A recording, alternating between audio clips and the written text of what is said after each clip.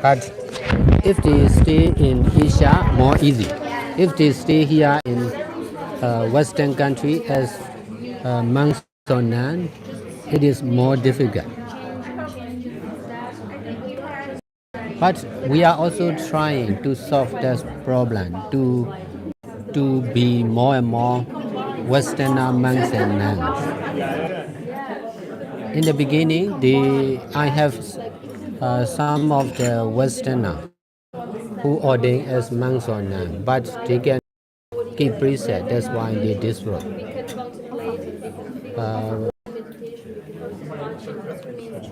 But oh yes. But if we if we try hard for long, then there will be more and more Westerner monks and nuns for sure. Even for the Asian people to ordain as a monk or nun is not easy. To survive as a monk or nun in other meditation centers are more difficult. That's why I have to establish my own monastery or meditation center. In this way, we can adjust the discipline. Yes. To be in harmony with the Western culture. If too strict, more difficult to be long-lasting monks or nuns.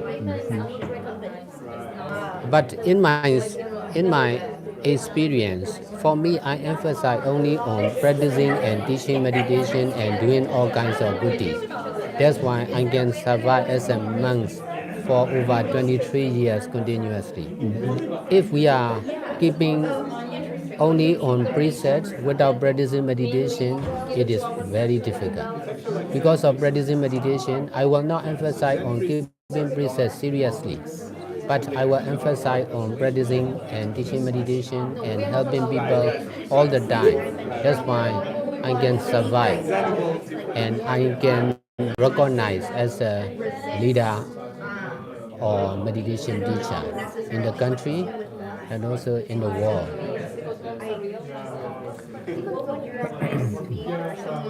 You spoke quite a bit about detachment. Yes. Could you say exactly what does that mean? Is mindfulness is not the same as detachment, is it? Not the same, but they are related. Only when there is mindfulness is wisdom or right understanding. Detachment is the cause of freedom. If we cannot detach, we are not free. For the Buddhist monk, they attach on vinaya, discipline. That's why they are not free. I see. We as a meditator, we must see from the side of ever-changing, selfless, impermanent nature. No monks, no nuns, no lay people, no men, no living beings, no non-living beings. That's why, with this right understanding, we may break small precepts, not biggest precepts. In this way, we can survive. If we see as a monks or nuns, very difficult to survive for a long time. In this way, most of the monks may disrobe because of paying attention, because of attachment on vinaya or precepts. So if if we attach on practicing and teaching meditation, we can see greater merits. That's why we can endure breaking small preset of ourselves and the other. If we are not, if we don't have enough merits, we cannot endure even for small presets of our own and the other. So breaking preset is common, not strange. But if we are not breaking the biggest preset, it's okay. For the long-term monks and nuns, we should understand like this. For temporary monks or nuns, they are important to keep all the precepts seriously. But in the long term, it is better to emphasize on practicing meditation. Conducting meditation retreat for part-time is easy, but full-time meditation center is easy. We have to practice all the time till the end of our life. So not easy. That's why we have to make less discipline. Less discipline. We have to make adjustment, not like part-time meditation retreat. Full-time meditation center and full-time meditation is different from part-time. Yes. Less discipline. Yes. In this way, more people can practice and stay in the meditation center. So I'm skillful to do like that. That's why I'm here in Western country to open more and more meditation center. But in Myanmar, in our main meditation center, there are over 500 monks and over 500 nuns. Many monks and nuns can survive in our meditation center. But if they stay in other monastery or meditation center, they may destroy. So because I can emphasize them to do the greater good deeds. And if they cannot practice, they should volunteer. They should help people. They should help patients or old age. In this way, they are satisfied with their merits. And then they can endure breaking small precepts. So when you say big precepts, you mean the 5 precepts? Yes, Yeah. stealing, sexual conduct, telling lies like that. This is more important. I agree.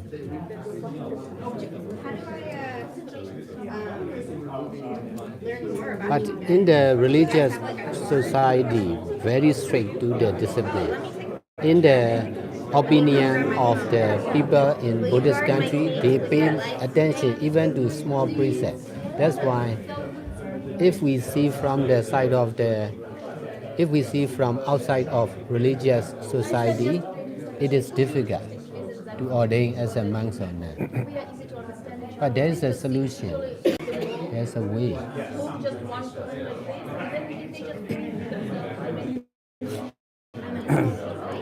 In Japan, Buddhism is very institutionalized. There's big organizations that oversee the tradition. So you belong to one organization, you belong to another organization. In Myanmar, is Buddhism institutionalized, or is it possible to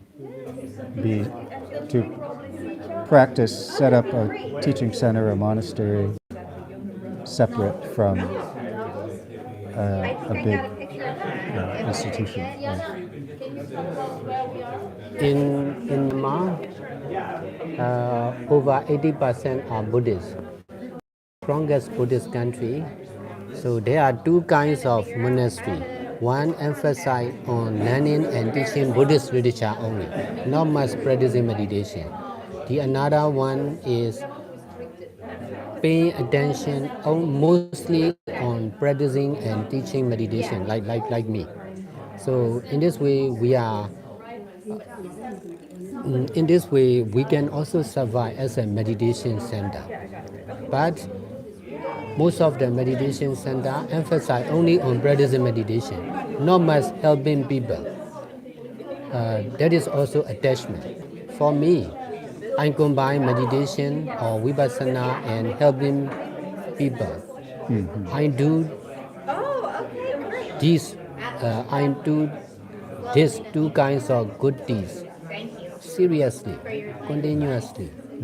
That's why many people can accept me and my meditation center as a as an essential one. Yes. Yeah. No, that's very skillful. Yes, but different with other monastery and meditation center. But to be like this is really difficult. Most of the people attach on tradition. If you are not following the tradition, you cannot survive. This is the nature of most of the religion. So for me, I'm really practical. That's why I I I I'm based on original truth, which is ever-changing, selfless, impermanent nature. Most of the monks or religious people emphasize on Buddhism or Christian, Islam. So they emphasize on something. For me, I emphasize on not something, just law of karma. If we do bad, we are sure to get bad. If we do good, we are sure to get good consequence. I emphasize on action and reaction. That's why I can do many things. I can open more meditation center. More and more people, even the government, are allowing me to open meditation center in Vietnam, India, in Myanmar, here in US also. I'm flexible, but I'm not rejecting the discipline or Buddhist literature also. Attachment, I emphasize on using only and not using only with detaching mind. Most of the religious people are using with attachment. If you are learning Buddhist literature, you attach on Buddhist literature. If you are practicing meditation, you are attached on practicing meditation. So using with attachment is not fully right. That's why I emphasize on using only or not using only with detaching mind. This is the highest method in doing good deeds. But I've been teaching like this for over many years. That's why more and more people are familiar with this teaching and practice.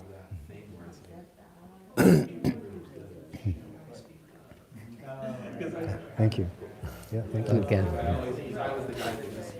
Do you lead the service tonight as well? Or is that a different- No, we have several teachers. So often our main teacher, we have two main teachers at the monastery in Klatskanai, Chozen and Hogen. Often Hogen will come on Sunday nights. So there'll be a different teacher, Yeah. but I'm Sunday morning. Yeah. Yes. And then the Trillium House, because I was trying to do some research last night in advance of coming here. Yes. Tell us about that a little bit. So Trillium House is maybe 4 blocks from here. Can you put back your microphone? Oh, sorry. Oh, okay. You won't really share. So Trillium House is about 4 blocks from here, and it's a small apartment. Has maybe 6 rooms, I think, each with a bath, their own bath, and the idea is that it would be a residential. So if you come to live there, you agree to do service to the temple, to practice meditation every day with the group, follow the precepts, and it's quite popular actually because, How many percent they follow there? well, if we have I was saying earlier, we have our 5 precepts, which are the same, and then we to formally become a Buddhist in our tradition means taking 16 precepts. which are described in one of the sutras, the Mahayana sutras. And so those are, of course, followed as best people can. As we were just saying, there's the 5 precepts are the big precepts. But there's other precepts that are very important, often about speech. And so if you live in community with other people, how you relate to others through your skillful speech is very important. So this one is not included within the 5? The 16 are the 3 treasures. We consider the 3 treasures precepts: Buddha, Dharma, Sangha. I vow to take refuge in the 3 treasures. The 3 pure precepts, which is I vow to refrain from evil, I vow to do good, and I vow to do good for others. And then the 16 precepts are the 5, plus another 5, which include precepts about speech. I vow not to elevate myself above others, or put down other people. I vow not to unleash anger. Yeah. Really mindful and so easy, right? Patience and everything. You can vow, but then you have to do. That's right. And I vow to uphold or not disparage the 3 treasures, the 3 jewels, which is really, that one is hard for people because they don't recognize that their own life is the 3 treasures. So they disparage themselves. They disparage the people close to them, not realizing that is disparaging the 3 treasures, Buddha, Dharma, Sangha, and our potential for awakening.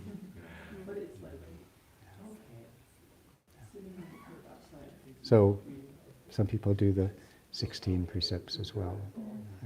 So while staying for their practice Yes. in that house. Yeah, anybody here who's wearing this garment, which is a kind of, it's a garment developed in China and Japan, which is kind of a small Buddhist robe, and is now used to signify people who've accepted the 16 precepts. Yeah, the pattern is, it's like the full Buddhist robe, East Asian Buddhist robe, but made smaller. So back of it will have written vows and the words from our teacher,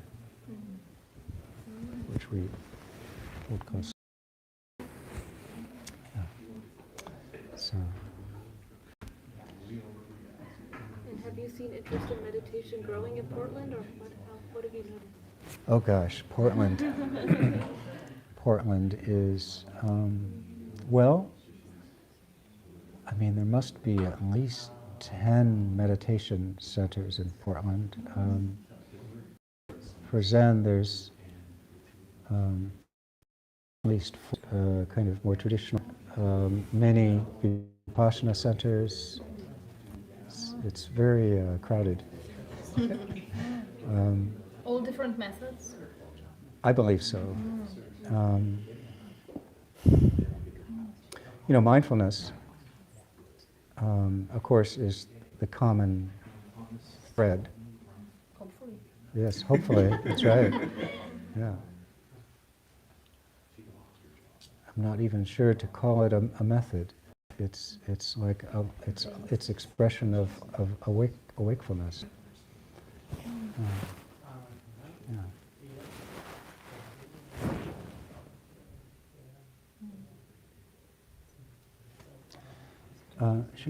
I had put out that Dana bowl. I wanted to make sure people were seeing it, but yeah. Other people.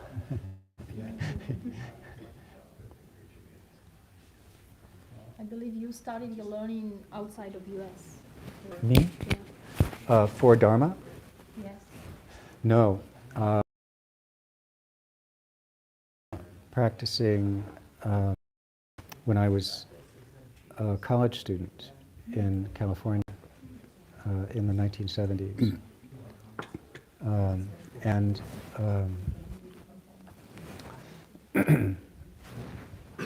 I practiced with a Zen teacher in Los Angeles, and then I practiced there maybe 8 years, and then I to the Midwest and moved away from practice, and became an academic faculty in a university, and during that time, with family and career and all these things, Worldly affairs. worldliness. I also, because I had been touched by the practice, I was able to recognize suffering going up, and also see it in the people around me. I work in a university still, but I worked in a university in the Midwest, and I could watch the suffering that comes from attachment to